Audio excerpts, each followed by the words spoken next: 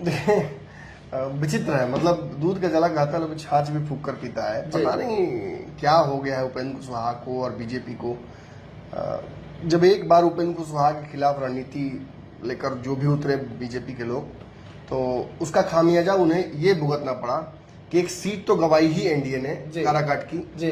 उसके अलावा एक राज्यसभा की सीट भी उपेंद्र कुशवाहा को देनी पड़ी जी। जो कि ट्विटर पर भी भूपेंद्र यादव ने ट्वीट करके लिखा था कि हम एक जो काराकाट की सीट देंगे इनको, आरएलएम को, और एक एमएलसी की सीट देंगे जी, राज्यसभा नहीं जी।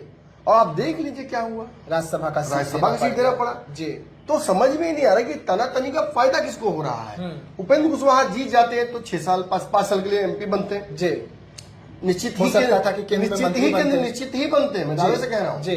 मांझी जी बने तो वो भी बनते हैं जी। उनका मंत्रालय छूट गया तो वो भी कोई फायदे में नहीं है।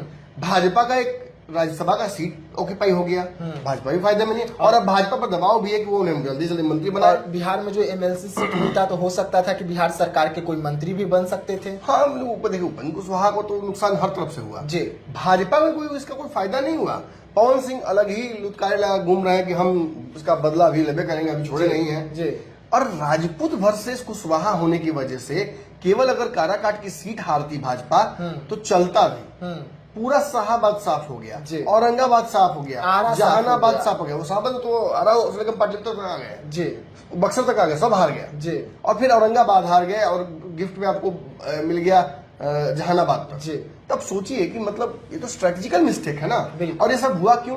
क्योंकि मनोज तिवारी आए एयरपोर्ट पर और वो चाहते तो वहां से चुनाव के दौरान लोकसभा में वो कह सकते थे कि पवन सिंह से हमारा कोई लेना नहीं, पवन सिंह जो कर रहे हैं करे, हमको क्या लेना, हमारा तो उपेंद्र कुशवाहा से लेना है जी।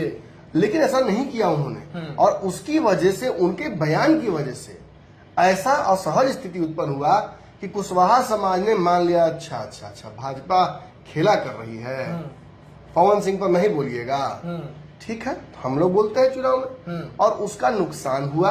हालांकि जब हम ये कह रहे हैं तो ये भी आपको साथ साथ बोलते चले, हारे उपेंद्र कुशवाहा जी, लेकिन जीता भी तो कुशवाहा। बिल्कुल, जो तीसरा व्यक्ति जीता पवन सिंह और उपेंद्र कुशवाहा की लड़ाई में काराकाट से, वो भी तो कुशवाहा समाज से जी। तो आखिर कैसे इसको लिया जाए?